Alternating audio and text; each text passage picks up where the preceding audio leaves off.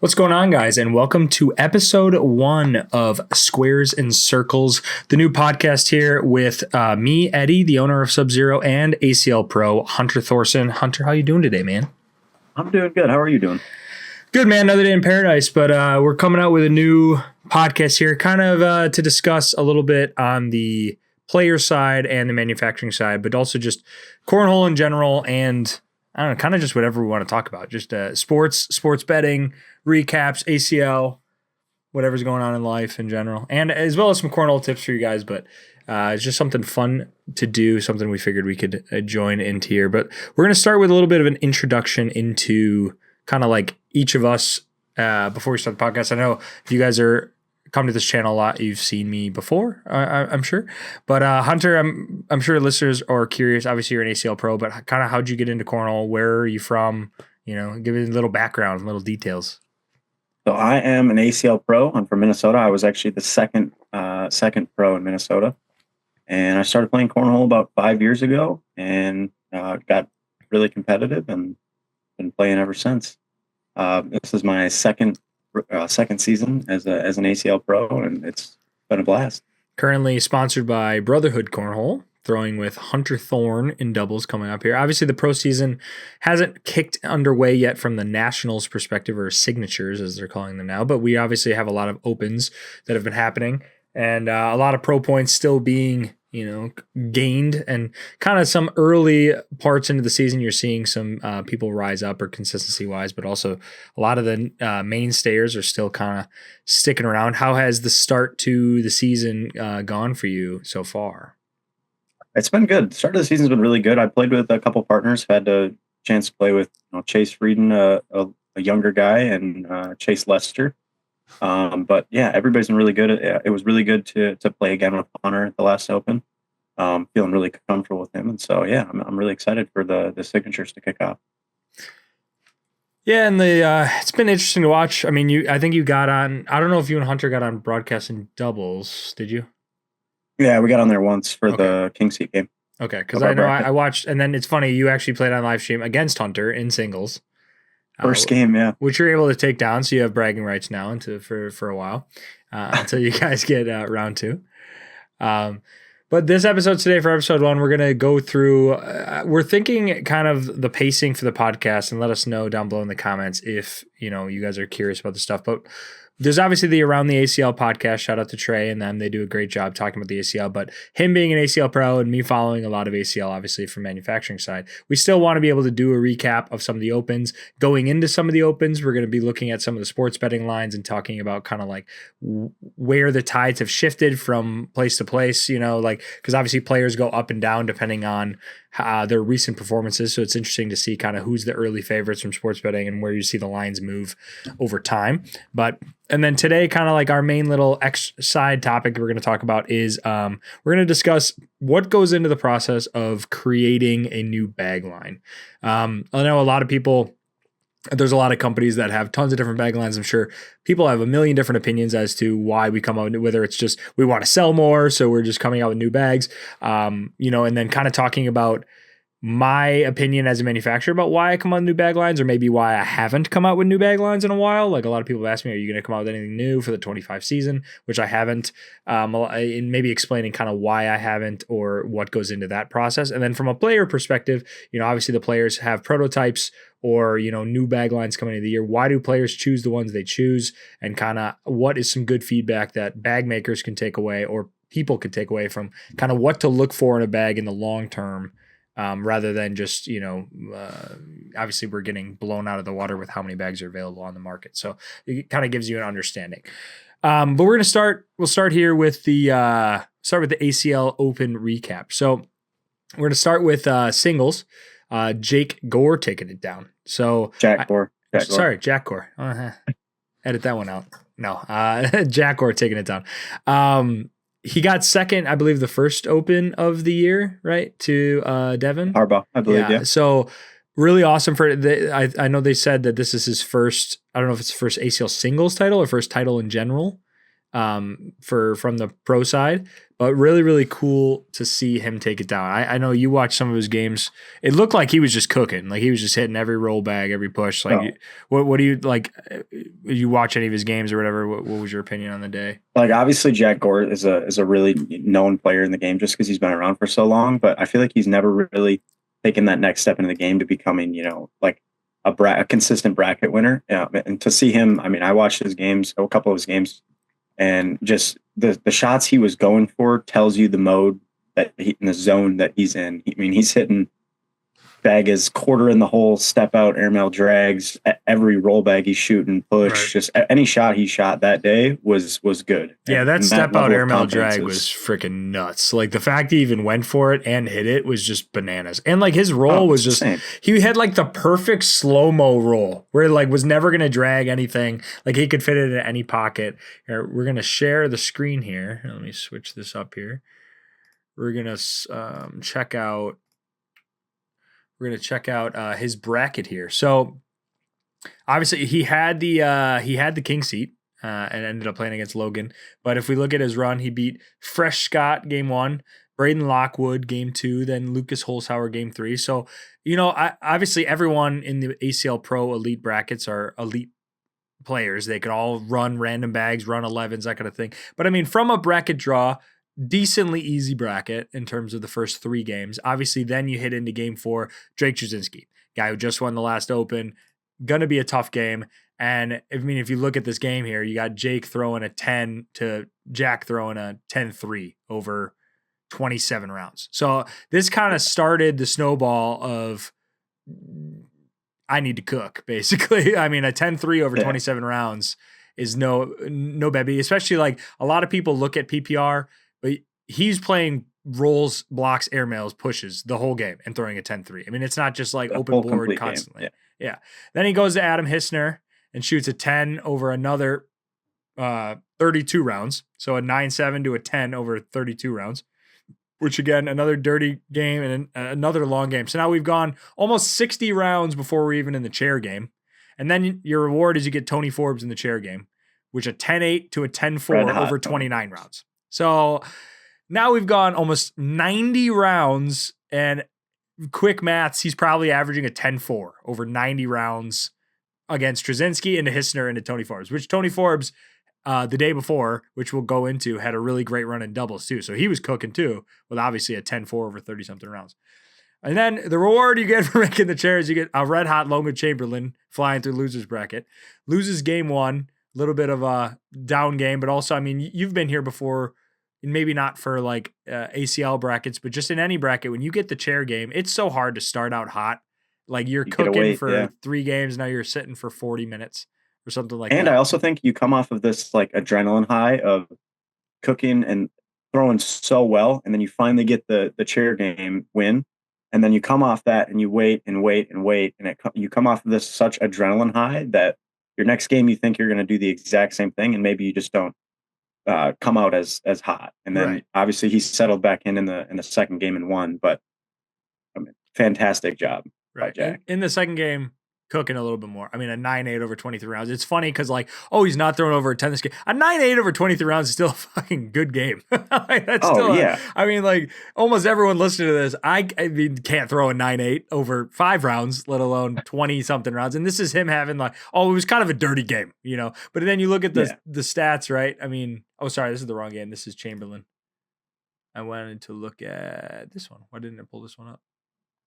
There we go. Sorry, wrong one. 9-7 to still a 9-7 over. Oh, this one was only 14 rounds. So I pulled up the game with Tony Forbes, but still a little bit slower. But I mean, when you look at only 2 bags off the board, that means he's cooking with his roll bag because he's not shooting a lot of airmails, or he's hitting every single airmail. But I would say his roll was really confident, and like that's when you're seeing a lot of these young kids doing really well. Is when a dude has their roll bag cooking. I know you had this experience in round limit against Trader at the last Open.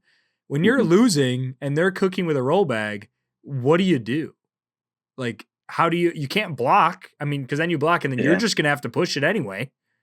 So like, it's almost like with the roll bag, it's almost a helpless feeling. It feels like sometimes when someone's just hitting every roll, it's like there's nothing you can do.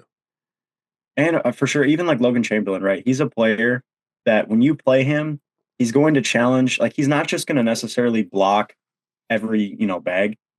But Logan Chamberlain, anytime you leave a bag hanging half in, or you leave a miss maybe a little bit out to the right, that's still in play. he's great at challenging those misses to blocking and creating a dirty board for him to Right. set up his shots. And so even like a 971 PPR against Logan, Logan is really, really good at challenging you to not miss any four bags on the board. Otherwise, you are probably going to give up points. That and Logan is really good at bullying bags.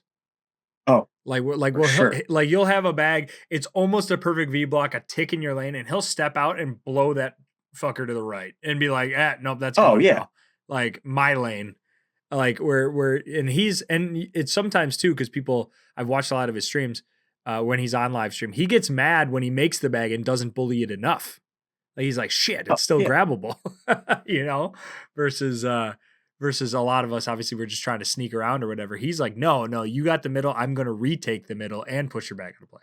So Yeah. And Logan even he was in the third place game against Tony Forbes. He started down 9-0.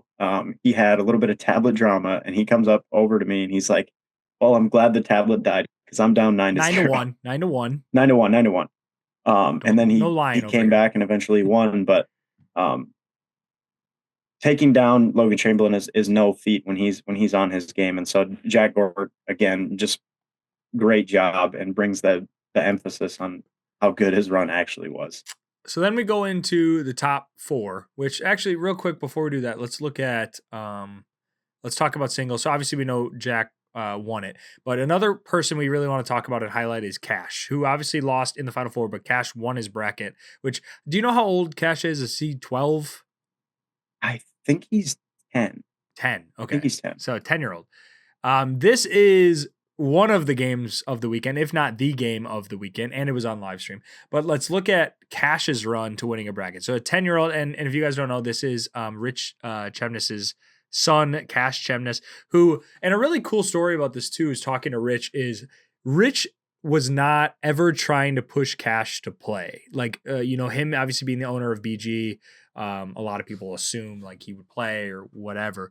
But I've had multiple conversations with him that he never brought it up. He was just like, I want him to see if that's the thing he wants to do on his own, that kind of thing. And Cash has like, I mean, even a year ago, he was like, oh, this kid's pretty good or whatever. But like, it's Cash, it's fun, whatever. He's hanging out with people. Now he's like legitimately could be a top something player in the world if he can keep up the stats that he ran in this tournament and the game that he was playing out of nowhere. And that just shows obviously all the practice he's putting in. But I also think the reps that he gets in Texas with some of the people that he plays with down there and just like Texas is strong. Yeah, I mean like him just he beats Gavin Cano in singles at the States or whatever their TCL, whatever that thing was like a month ago.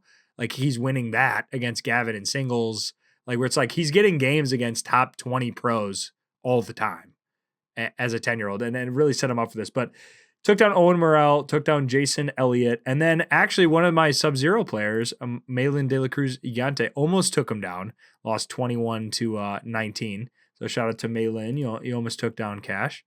But then played against the janitor, Matt Wilson, little Skunkarooski, 23-0, throwing a 10-8-9 over 9 rounds. And then kind of trounces JBJ. Like 21-9 is throwing a 10-2 over 13. I mean, and even only 13 rounds to beat JBJ. And JBJ's kind of been cooking lately. Like his bag's been looking really good. And like, I think the set he's throwing right now is a little more hole friendly. So his PPRs have been higher. So to take down JBJ in that fashion, that fast.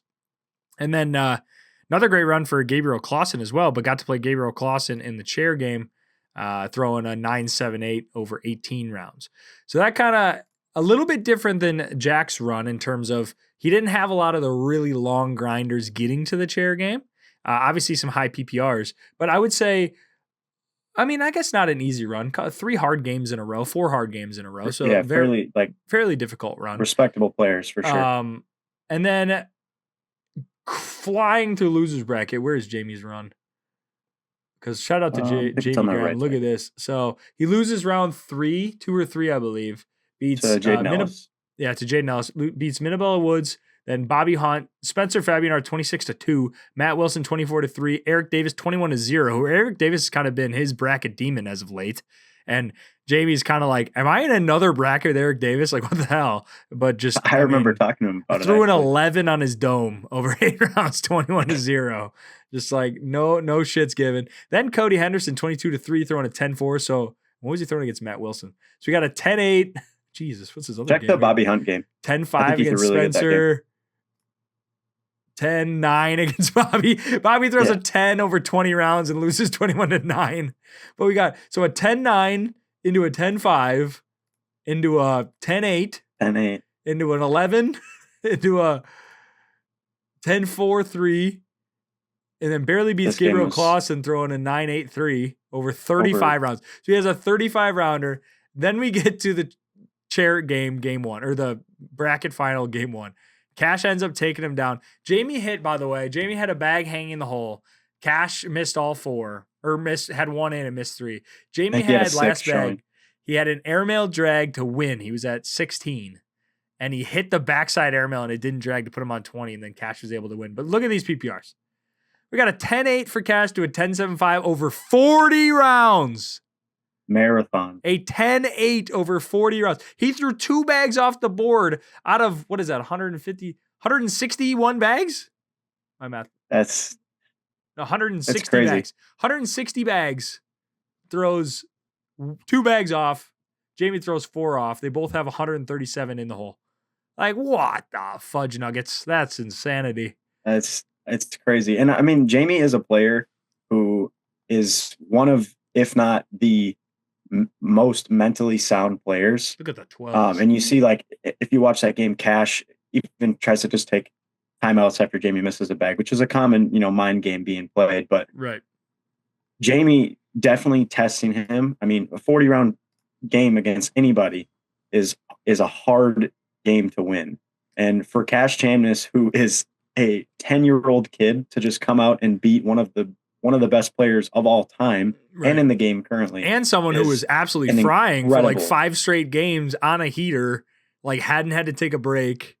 I mean, runs a 10-8 into a 10-11 into a 10-5 into a 10-9 into a 40 rounder into a 40 rounder. And also, I mean, shout out to Jamie, but man, that's tough. You throw, what is that, like almost like 7 straight games over a 10, throws like 200 rounds and still doesn't win his bracket.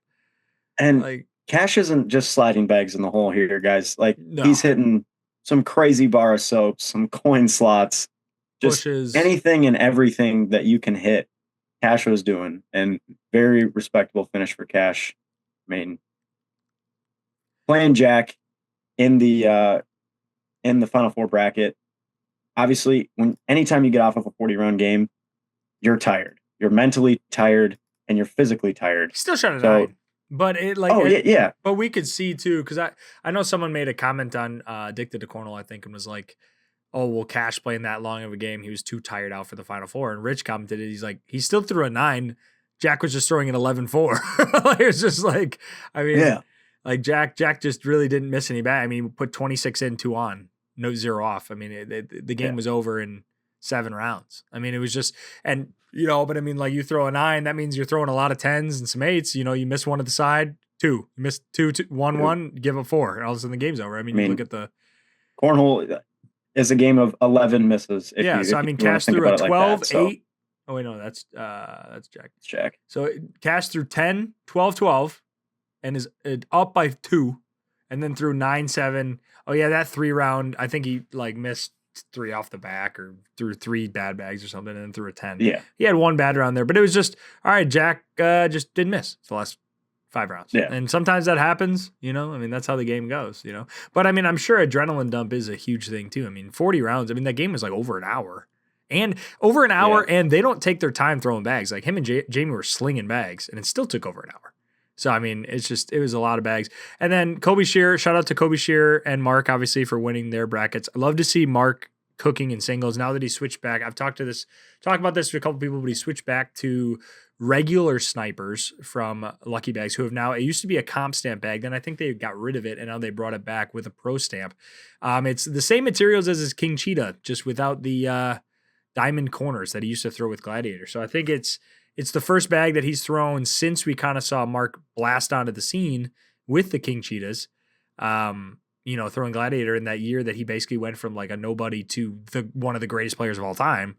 Now he's back on throwing those same materials, that same play style that he's used to playing. And you could just see the comfortability.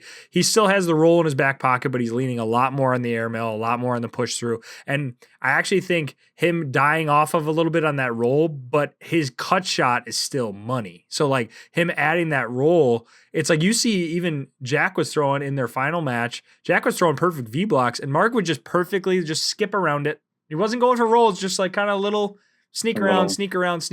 Cut, yep. Just playing like, all right, my bags are more hole friendly than yours. But Mark took down Kobe Shearer in 13 rounds, throwing a 9-6. And then the finals was a really good game, 10-4-5 to a 10-2 over 30 rounds to the finals. So definitely the type of game that we wanted to have at the end there.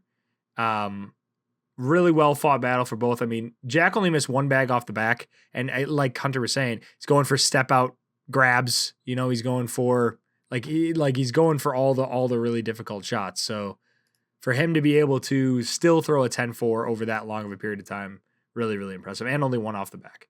And, Mark had a couple more off the back, but really, really nice final game. But that was singles. So again, congrats, Jack. It was really awesome to see you make a run.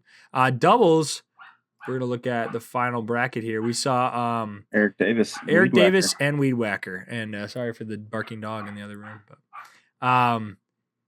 Eric Davis is back, man. I mean, he was back last year too, but man, is he just like, it's so weird though. You watch him play and he always looks mad.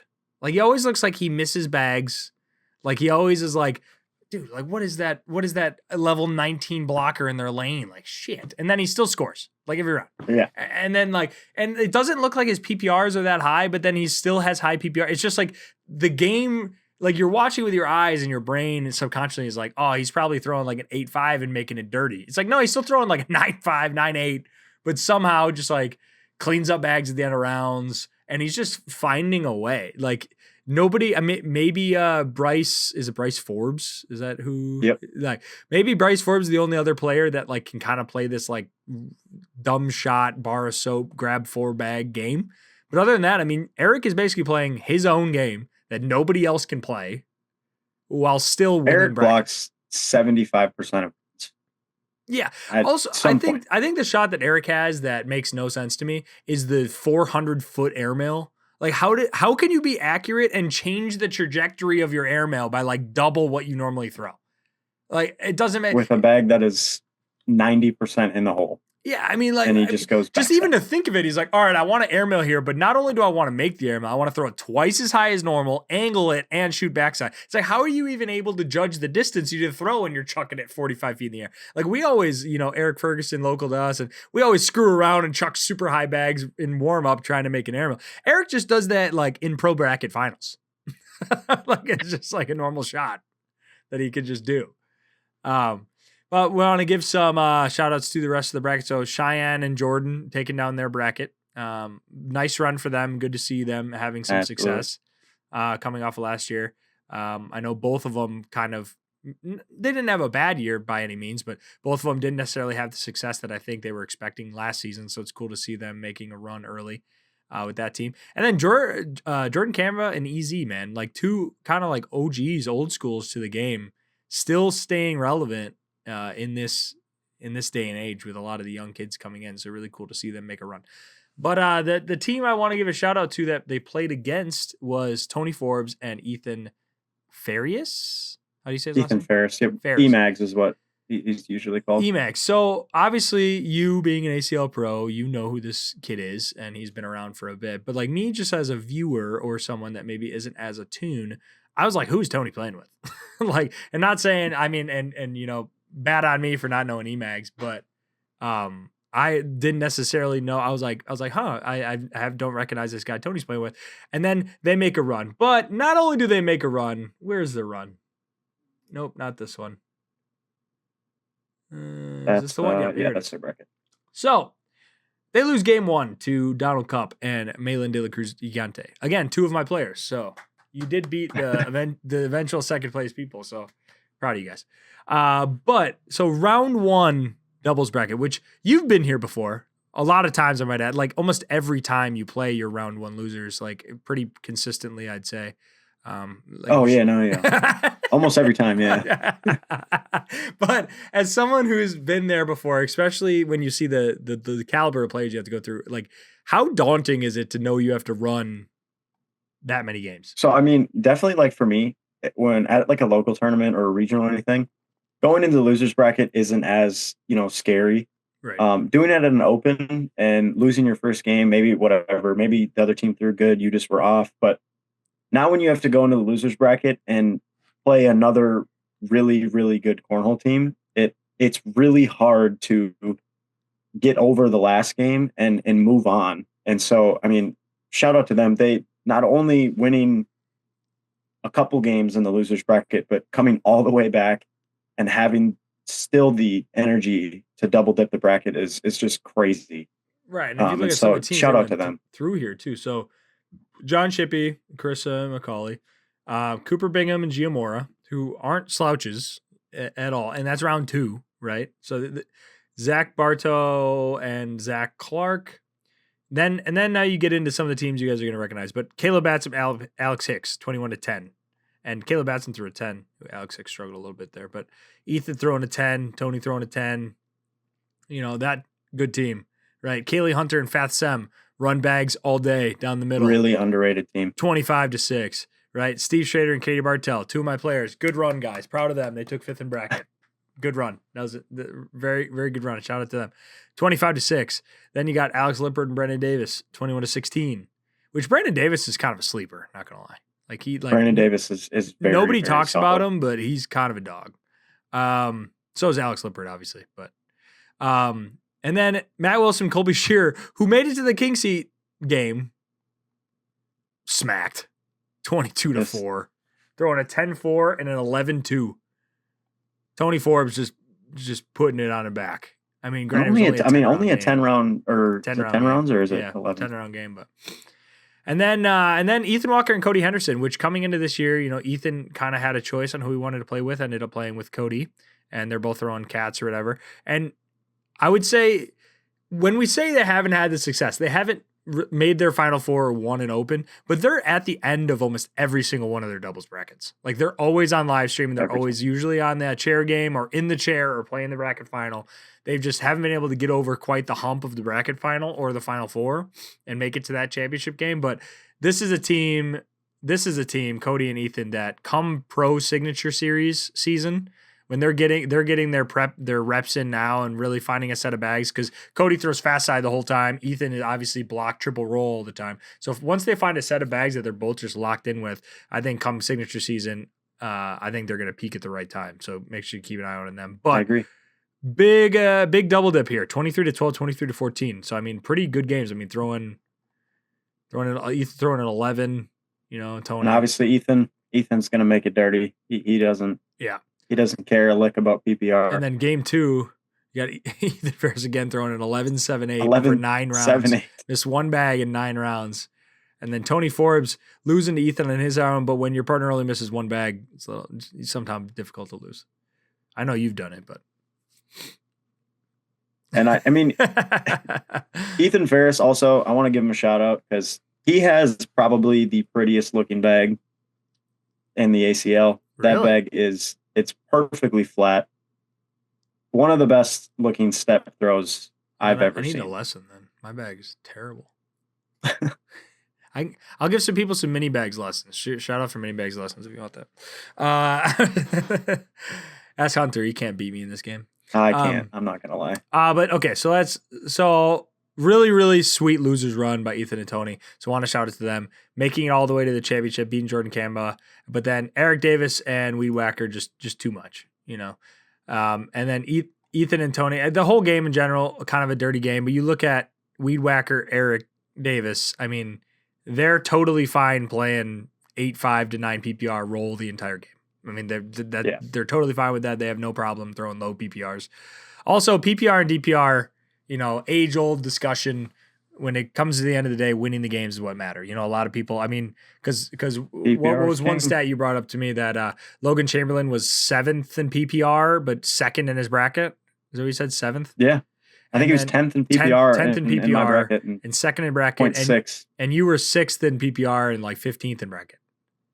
Yeah, something like that. I don't remember exactly, but by the way, for anybody listening, PPR is I king. will be giving Hunter shit forever. That's just how this works. Like he's 10 times better than me at Cornhole. So whenever he doesn't succeed, I have to make sure he hears about it. But all right, let's move this back here to the main screen here. So that's cool ACL Virginia Open recap. Yeah, and I know the turnout was really, really good. From what I hear for the Open, a lot of people showed up. People said the vibes were good. I know the first couple Opens of the season, people were worried because the turnout wasn't so great, but I heard the turnout was really good for this one, and really good stream game. So really appreciate the ACL always putting them on the stream. But we'll give you guys a quick little recap of the ACL Open. But now let's talk about kind of the stuff that I know a little bit more about, which is we're gonna talk about how a new bag gets created, and maybe why companies come out with a new bag and why they don't. So there's obviously multiple reasons why companies would come out with a new bag. They differ depending on the company's goals. If you want to sell more bags, obviously coming out with the new bags, you're going to get an influx of sales. It also depends on the tier you are in the ACL. I don't know how much you guys know about the tier system, but tier 1, they can have 15 Pro Stamp bags. Tier 2, you can only have 5 Pro Stamp bags and then 5 Comp Stamp bags. Tier 3, you can only have Comp Stamp bags. So me, as a tier 2 company, I already have 5 Pro Stamp bags and a Comp Stamp. So if I wanted to come out with a new bag, it would have to be a Comp Stamp bag.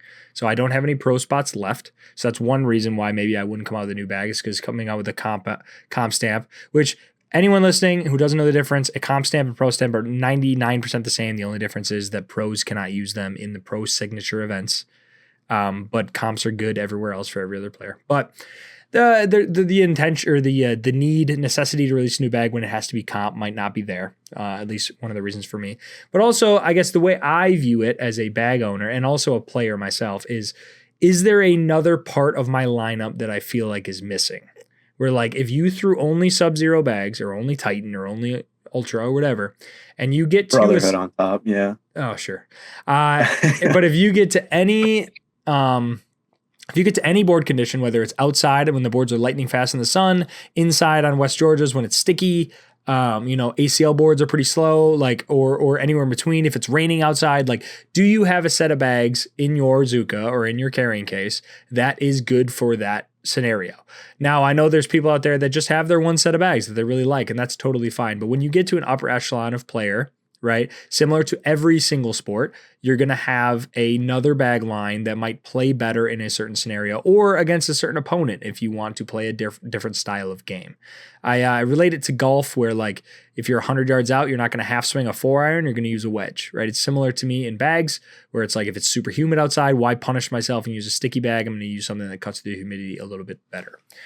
So from a bag perspective, I look at a couple different things. One, I look at is there a material that's really hot that people really, really want that I'm not using yet?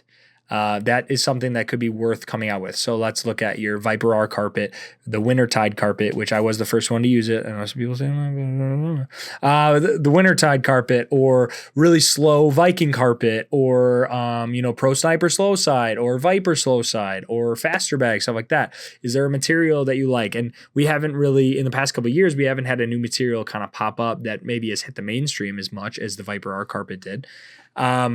Do you have a play style you need to fill? Which in the past couple of years, the reason we've seen a lot of new bags come out, the carpet has really taken over the hybrids because they kind of play like a fast bag without getting as stuck up in humidity. They're a little bit better in humidity, so you've seen a downturn in fast bags. Do you have a play style that you're not covering? Do you have the really slinky, floppy fast bag, but you don't have the slightly fuller bag that's easier to roll or easier to block with, or, maybe a rounder fill that's bouncy versus a flat fill that's hole friendly? Do you have a template that is rounder versus more square? There's some things where you're like, all right, I could release a bag in the same speed category, but it plays differently per se. And that could be a reason why you come out with bags, right? So those are the things that I look at when I'm trying to figure out whether or not I want to come out with a bag. So when I do come out with a bag, so let's say the Glacier, which is my newest bag, which uses the R carpet with a newer fast side that I haven't seen anybody using. that was the similar speed range as the Wintertide, which was my most popular bag. But I looked at it at a couple different factors. One, I made it fuller. So it was like, all right, the Wintertide was a little bit thinner and floppier. So that's the difference there, is a little fuller. I used the gritty side of the fast side because you get the complaints of, all right, the fast side, the smooth side doesn't feel as good on my thumb. So I'm like, all right, I'll use a gritty fast side. And again, we're in the same speed range. So the difference is fuller, grittier fast side. The R carpet was very sought after. People wanted it. People liked it. So it was worth coming out with.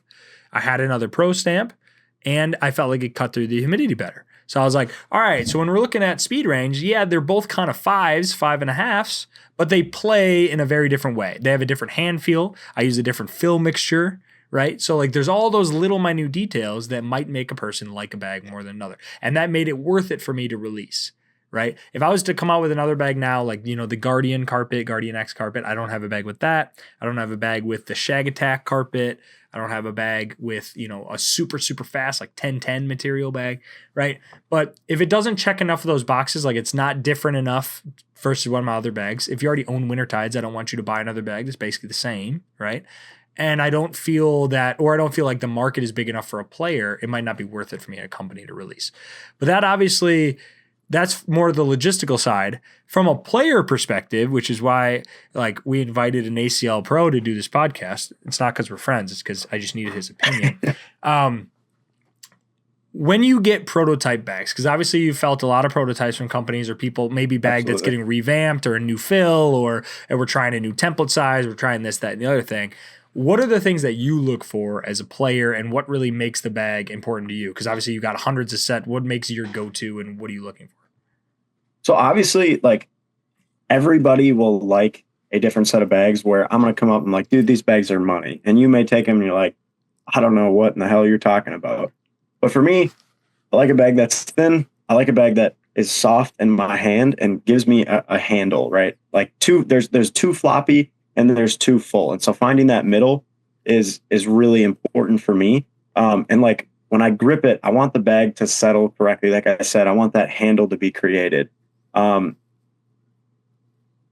Another big factor when I'm like, say, testing a prototype bag is when I'm throwing it and I'm throwing 20 bags or whatever, just in the hole, and I'm throwing them dead center. Obviously, any bag is going to be good, but when I miss a bag or I'm like, oh, that's right, and then it comes back and drips in the hole, that's a bag I like because it puts me in a better position to win a game when maybe I'm not going to make a shot, but the bag is going to do the rest for me.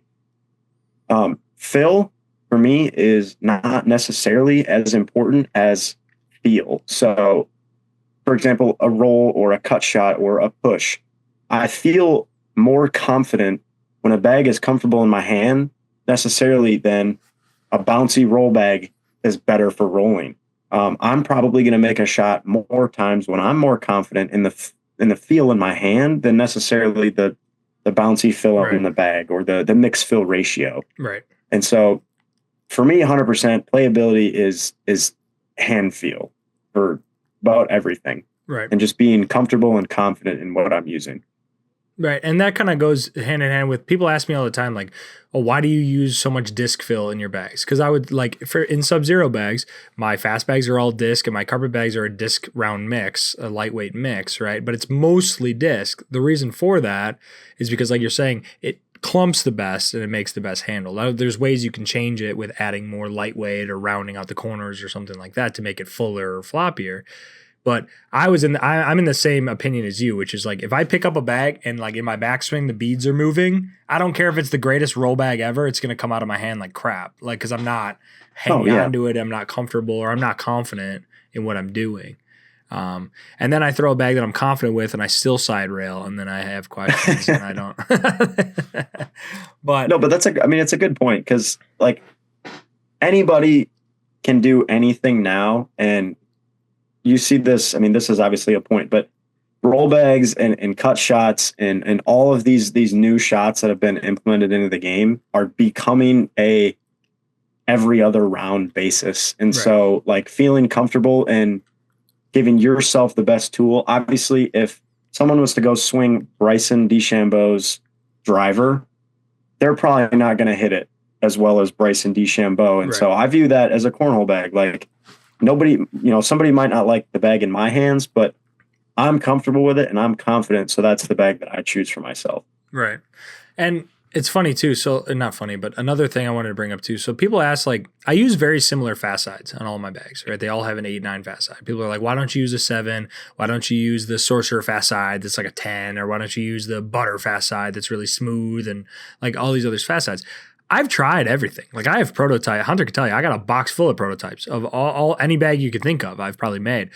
The biggest thing though is like and part of things that like go into me giving my players or Hunter coming over and trying stuff out and giving me feedback, or before I release a bag, I try stuff, is like when I throw a push and the fast side hangs on the hole, or it skips the hole, or it doesn't sneak into a hole, or it clogs or something like that. I think to myself, if I had the other fast side, would have gone. Right. And a lot of the time there's fast sides that maybe are really, really fast, but they don't drip the same way. And you're like, why do all your bags have the same fast side?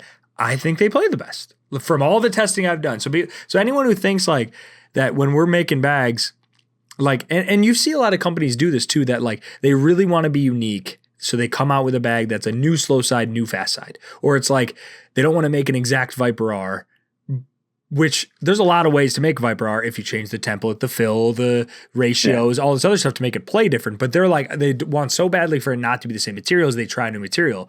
And then a player like you or somebody else will try and just be like, I just wish I had the other fast side.